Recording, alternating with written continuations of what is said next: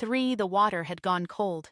I don't know when it happened. Somewhere between washing the third plate and staring at the window where the October dark had pressed itself flat against the glass. The lamp behind me made everything amber. The floor creaked once under Samuel's chair in the next room. Very stood still, my hands moving. Soap, water, rinse, soap, water, rinse. 6 words were sitting in the middle of my chest like a stone I had swallowed, and I didn't yet know what they were going to cost me. I'm Rebecca.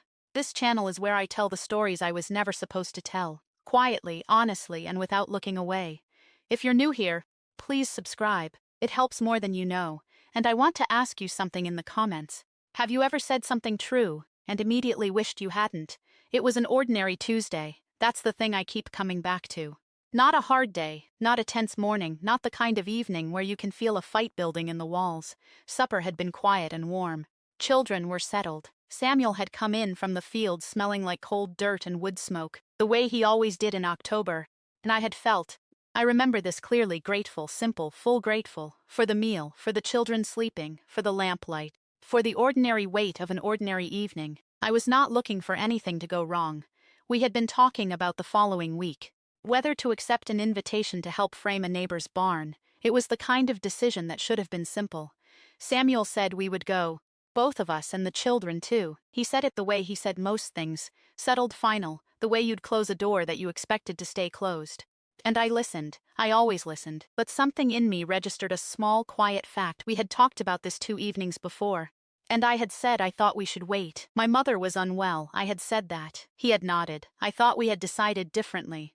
I said it out loud. That sentence. Just that. No sharpness in my voice. I can still hear myself saying it, and there was nothing sharp there. No argument, no defiance, just a woman reminding her husband of a conversation that had already happened. 6 words.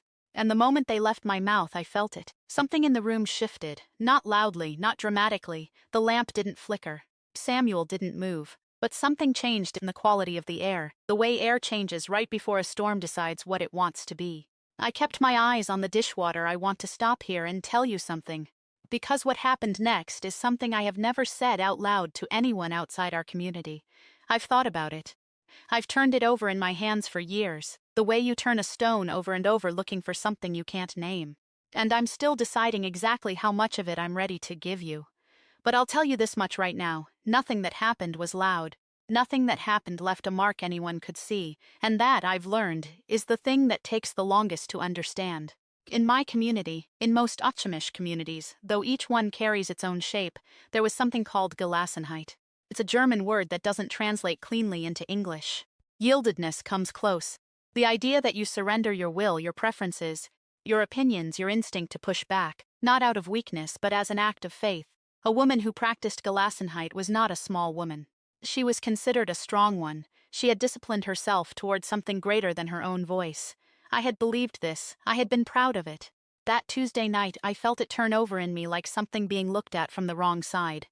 The Ordnung, the unwritten, sometimes written, always living set of rules that governed our district, did not have a formal list of what a husband could do when his wife spoke out of turn. It didn't need one. The knowing was in the air. It was in the way older women pressed their lips together when a young wife laughed too loudly at a singing. It was in the way a certain elder's wife had once touched my arm at a frolic and said, very gently, a soft answer is always heard further. It was in the silences between sentences in every marriage I had grown up watching. The rules didn't need to be written. We all knew them. There were things a husband was permitted to do. And I don't say this the way an outsider might, with outrage already loaded and ready. I say it the way I understood it then, from the inside, where it didn't look like what it looks like from out here. He could withdraw. He could correct. He could bring the matter to an elder quietly as a question of household order. He could make it known that something had shifted in the home. 3 women in my district had lived this before me. I knew their names. I didn't know yet what it had cost them. I found out later, much later, and what I found made the stone in my chest heavier than I had words for. I didn't sleep that night. I lay still and listened to Samuel breathe, slow even, already gone somewhere I couldn't follow, and I replayed those 6 words in the dark until they didn't sound like words anymore. I thought we had decided differently. Had I been wrong to say it? Had I been wrong to think it? Or, and this was the question I kept pushing away, the one that kept crawling back, had I just discovered where the edge was? And was I only frightened because I hadn't known until now how close I'd been standing to it all along? The house made its night sounds.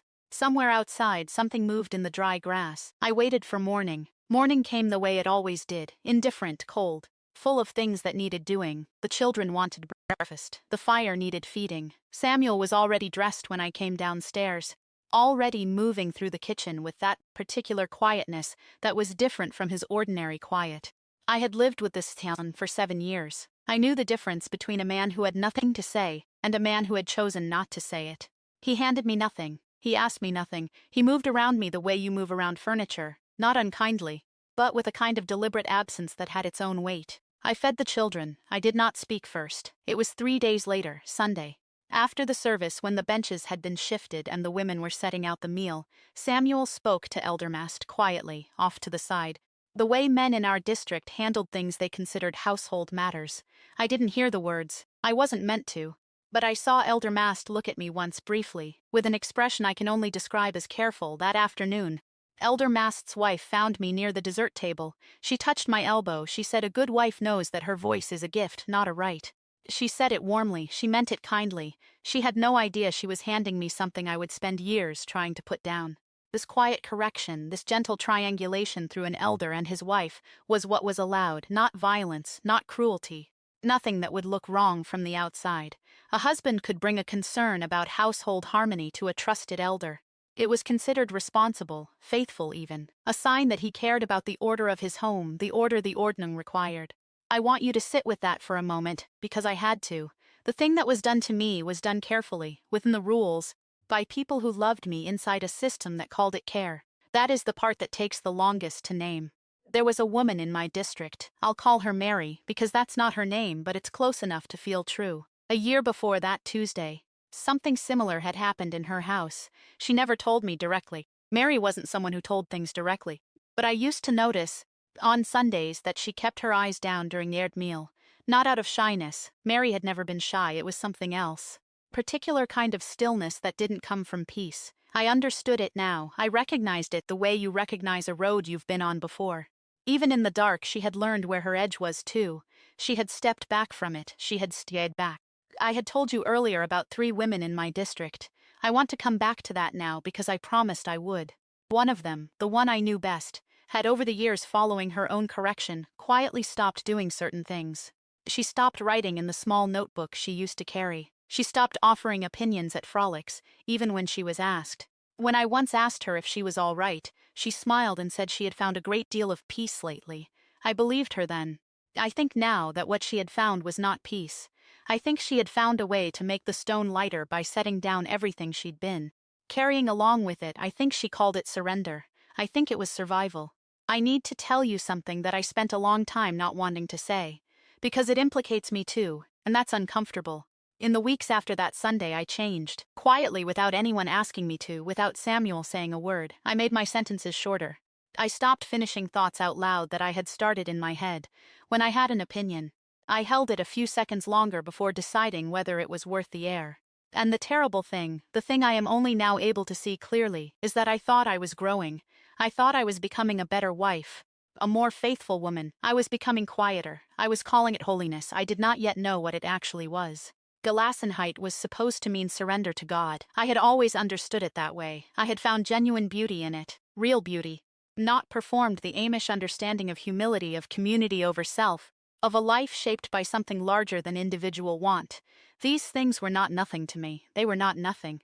And I can hold that truth in one hand and in the other hand hold this, that something meant to point toward God had been redirected quietly, over generations to point somewhere else. Toward a husband's comfort, toward an elder's approval, toward the particular peace of a woman who has learned not to need anything. Both things were true. I lived inside both of them for years. The day my daughter asked me, she was maybe 6, "Mama, what do you think?" And I opened my mouth and nothing came out, not because I had no thought, because I had trained myself not to trust it. That was the moment, not the Tuesday, not the Sunday. That small question from a small girl, and the silence where my answer should have been. If you have ever made yourself smaller and called it peace, I see you. I was you. You were not weak. You were surviving a system that mistook your silence for holiness. There is a difference between silence you choose and silence that is chosen for you. I know the difference now, and the day I learned it, that is the day I started coming back to myself.